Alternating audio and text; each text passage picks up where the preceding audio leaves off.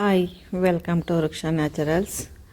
ವೃಕ್ಷ ನ್ಯಾಚುರಲ್ಸಲ್ಲಿ ಇವತ್ತು ಒಂದು ವಿಶೇಷವಾದ ಮಾಹಿತಿ ಕೊಡ್ತೀನಿ ನಿಮಗೆ. ಆ ಮಾಹಿತಿನ ನೋಡೋಕ್ಕೆ ಮುಂಚೆ ನೀವು ನನ್ನ ಚಾನಲ್ನ ಸಬ್ಸ್ಕ್ರೈಬ್ ಮಾಡಿ.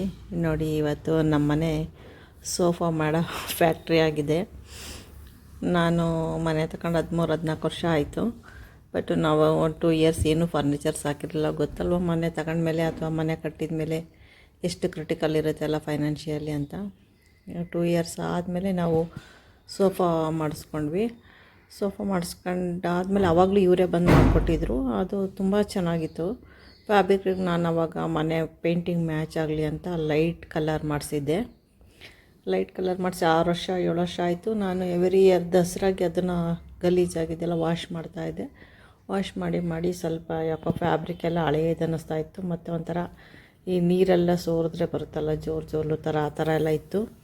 ಅದಕ್ಕೆ ಯಾಕೋ ನನಗೆ ಸರಿ ಅನ್ನಿಸ್ಲಾ ಇಲ್ಲ. 6 ವರ್ಷ ಆಯ್ತಲ್ಲ ಅಂತಂದೇಳಿ ಮತ್ತು ಫ್ಯಾಬ್ರಿಕ್ ಸ್ವಲ್ಪ ಒಂದು ಸೈಡಲ್ಲಿ ನಾವೆಲ್ಲಿ ಒಂದೇ ಕಡೆ ಕೂತ್ಕೊಳ್ತೀವಲ್ಲ, ಅಲ್ಲಿ ಸ್ವಲ್ಪ ಎಲ್ಲ ಗಲೀಜಾಗಿತ್ತು. ಫ್ಯಾಬ್ರಿಕ್ಕೂ ತುಂಬ ಫೋಮನ್ನು ಎಲ್ಲ ಲೂಸ್ ಇತ್ತು. ಕೂತ್ಕೊಂಡ್ರೆ ಹಿಂಗೆ ಡಂಪ್ ಆಗೋದು. ಸೊ ಹಂಗಾಗಿ ಚೇಂಜ್ ಮಾಡಿಸೋಣ ಅಂತ ಡಿಸೈಡ್ ಮಾಡಿ ಆವಾಗ ಯಾರು ಮಾಡ್ಕೊಂಡು ಕೊಟ್ಟಿದ್ರೆ ನಮಗೆ ಸೋಫಾನ ಅವ್ರಿಗೆ ಫೋನ್ ಮಾಡಿದೆ. ಅವರೇ ಬಂದಿದ್ದರು. ಆವಾಗಲೂ ತುಂಬ ಚೆನ್ನಾಗಿತ್ತು. ಏನು ಕ್ವಾಲಿಟಿ ಆಯಿತು, ಏನೂ ಗಲೀಜಾಗಿಲ್ಲ, ಒಂದು ಜಿರಳೆ ಇರಲಿಲ್ಲ. ಬಟ್ಟೆ ಬಿಟ್ಟರೆ ಫ್ಯಾಬ್ರಿಕ್ ಗಲೀಜಾಗಿದ್ದಷ್ಟೇ ಬಿಟ್ಟರೆ ಯಾವುದೇ ಪ್ರಾಬ್ಲಮ್ಸ್ ಇಲ್ಲ ಸೋಫಾದಲ್ಲಿ. ಬಟ್ಟೆ ನನಗೆ ಮೇಂಟೈನ್ ಮಾಡೋಕ್ಕಾಗದೆ 6 ವರ್ಷ ಆತಲ್ಲ ಅಂತ ಚೇಂಜ್ ಮಾಡಿಸ್ದೆ.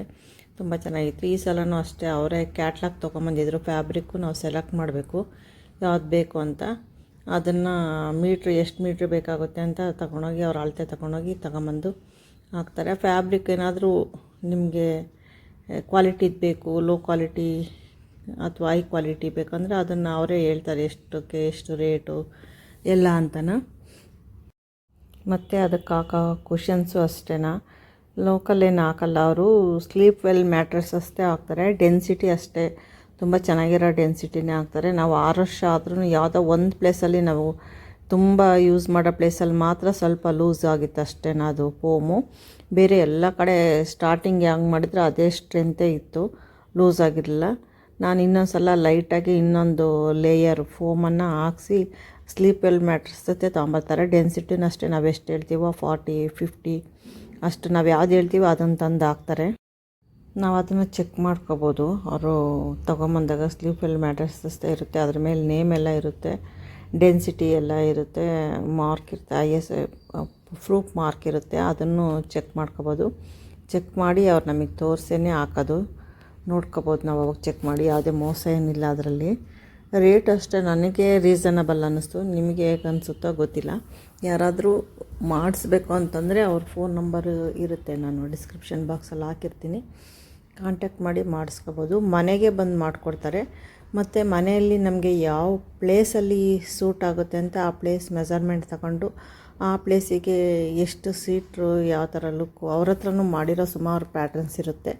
ಆ ಪ್ಯಾಟರ್ನ್ಸ್ ಎಲ್ಲ ತೋರಿಸ್ತಾರೆ. ಇಲ್ಲ ನಾವು ಯಾವುದಾದ್ರೂ ಪ್ಯಾಟರ್ನನ್ನು ಸೆಲೆಕ್ಟ್ ಮಾಡಿ ಕೊಟ್ಟರು ಅದೇ ಥರ ಮಾಡಿಕೊಡ್ತಾರೆ.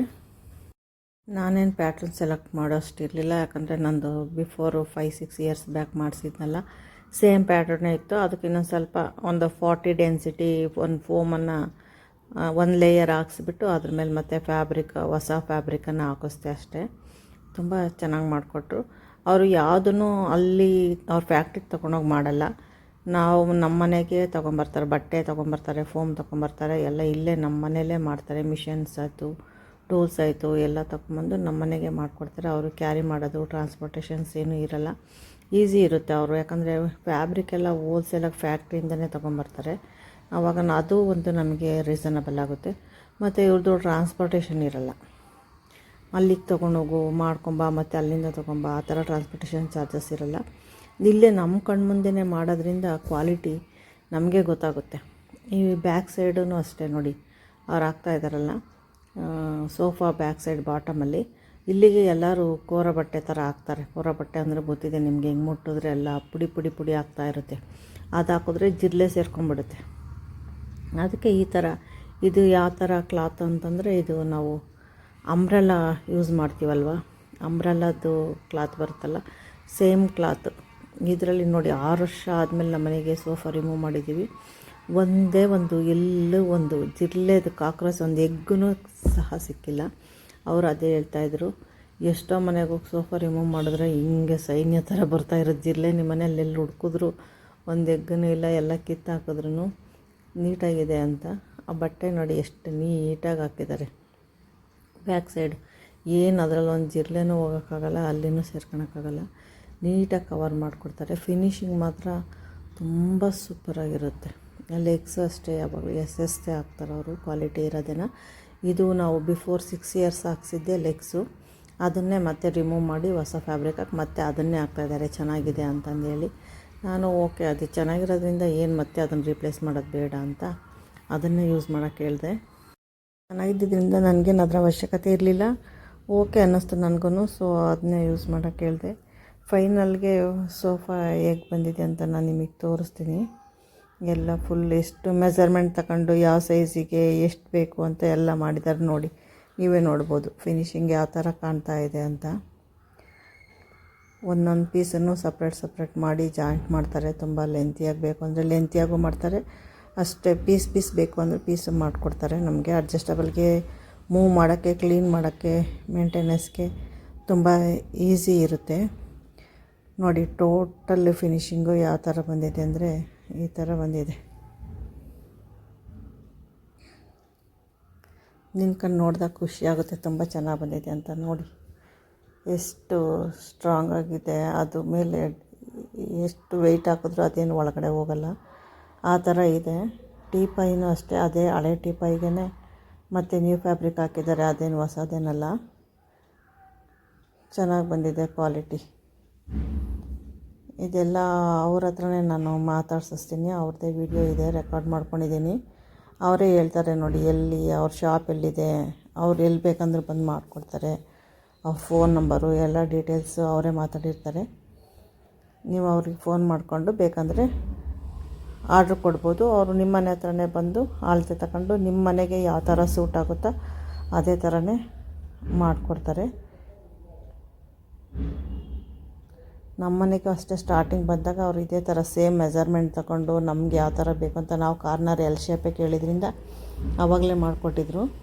ಇವಾಗ ನಾವೇನು ಯಾವುದನ್ನು ಚೇಂಜ್ ಮಾಡಿಸಿಲ್ಲ, ಸೇಮ್ ಅದೇ ಸೇಮ್ ಪ್ಯಾಟ್ರನ್ನೇ ಇದೆ. ನೋಡಿ ಚೆನ್ನಾಗಿ ಬಂದಿದೆಯಾ ಇಲ್ವಾ ನೀವು ಕಮೆಂಟಲ್ಲಿ ತಿಳಿಸಿ. ಇದ್ರ ಇನ್ಫಾರ್ಮೇಷನ್ ಅವರೇ ಕೊಡ್ತಾರೆ, ಕೇಳಿಸ್ಕೊಳ್ಳಿ. ನಮಸ್ತೆ ಅಲಿಮಣ್ಣ. ನೋಡಿ ಇವರೇ ನಮ್ಮ ಮನೆ ಸೋಫಾ ಮಾಡಿರೋದು. ಇಂಟ್ರೊಡ್ಯೂಸನ್ ಕೊಡ್ತೀನಿ. ಇವ್ರ ಹತ್ರ ಅಲಿಮ್ ಅಂತ, ಇವರು ಅವ್ರ ಬ್ರದರು. ನಾನು ಬಿಫೋರು 5 ಇಯರ್ಸ್ ಬ್ಯಾಕ್ ಮಾಡಿಸಿದ್ದೆ, ಇವಾಗೆಲ್ಲ ಇನ್ನೊಂದ್ಸಲ ರೀಫಾರ್ಮ್ ಮಾಡಿಸಿ ಮತ್ತು ಕ್ಲಾತ್ ಫ್ಯಾಬ್ರಿಕ್ ಎಲ್ಲ ಚೇಂಜ್ ಮಾಡಿಸಿದ್ದೀನಿ. ಅವ್ರನ್ನ ಇಂಟ್ರೊಡ್ಯೂಸ್ ಮಾಡಿಸ್ತೀನಿ ನೋಡಿ. ಅಲಿಮಣ್ಣ ಹೇಳಿ, ಎಷ್ಟು ವರ್ಷದಿಂದ ಮಾಡ್ತಾಯಿದ್ದೀರಾ? ನಾವು 95ರಿಂದ ಮಾಡ್ತಾ ಇದ್ದೀವಿ. 95 ಅಂದರೆ 30 ವರ್ಷ. 30 ವರ್ಷ ಎಕ್ಸ್ಪೀರಿಯನ್ಸ್ ಇದೆ. ಹೌದು. ನಿಮ್ಮ ಶಾಪ್ ಎಲ್ಲಿದೆ? ನಮ್ಮದು ಯಜ್ಞಳ್ಳಿಲಿದೆ ಮೇಡಮ್. ಯಜ್ಞಳ್ಳಿ. ಎಲ್ಲಿಂದ ಎಲ್ಲಿಗೆ ಆರ್ಡ್ರ್ ಕೊಟ್ಟರು ಹೋಗ್ತೀರಾ? ಹೊರಗಡೆ ಎಲ್ಲನಾ? ಬೆಂಗಳೂರು ಅಷ್ಟೇ? ಎಲ್ಲ ಕಡೆ ಮಾಡ್ತೀವಿ, ಎನಿ ಡಿಸ್ಟಿಕ್. ಹೌದಾ? ನೀವೇ ಓನಾಗಿ ಮಾಡ್ತೀರಲ್ವಾ? ನಾವೇ ನಿಂತ್ಕೊಂಡು ನಾವೇ ಮಾಡೋದು, ಅನ್ನ ತಂದ್ಬಿಟ್ಟು ನಾವಿಬ್ಬರು ಮಾಡೋದು. ನಿಮ್ಮ ಹೆಸರು? ತಬ್ರೇಜ್. ನಂಬರ್ ಹೇಳಿ, ನಿಮ್ಮ ಫೋನ್ ನಂಬರ್ ಹೇಳಿ. ನಮ್ದು 7892425427. ನೋಡಿ, ನಿಮ್ಗೆ ಯಾರಿಗಾದರೂ ಸೋಫಾ ಮಾಡಬೇಕಂದ್ರೆ ತುಂಬ ಚೆನ್ನಾಗಿರುತ್ತೆ, ಕ್ವಾಲಿಟಿ ಚೆನ್ನಾಗಿರುತ್ತೆ, ಫಿನಿಶಿಂಗ್ ಚೆನ್ನಾಗಿರುತ್ತೆ, ಫ್ಯಾಬ್ರಿಕ್ ಚೆನ್ನಾಗಿರುತ್ತೆ. ನಾವು ಯಾವ ಫ್ಯಾಬ್ರಿಕ್ ಸೆಲೆಕ್ಟ್ ಮಾಡ್ತೀವೋ ಅದರಲ್ಲೇ ಮಾಡಿಕೊಡ್ತಾರೆ. ಫಿನಿಶಿಂಗ್ ನೀವೇ ನೋಡ್ಬೋದು ಹೇಗಿದೆ ಅಂತ, ಯಾವ ಕಂಪ್ಲೇಂಟ್ಸು ಇಲ್ಲ. ನಿಮ್ಗೆ ಯಾರಿಗಾದ್ರೂ ಬೇಕಂದರೆ ನಾನು ಇವ್ರ ಫೋನ್ ನಂಬರ್ ಹಾಕಿರ್ತೀನಿ, ಕಾಂಟ್ಯಾಕ್ಟ್ ಮಾಡಿ ಆರ್ಡ್ರ್ ಕೊಡ್ಬೋದು. ಎಲ್ಲಿದ್ದರೂ ಬಂದು ಮಾಡಿಕೊಡ್ತಾರೆ. Thank you.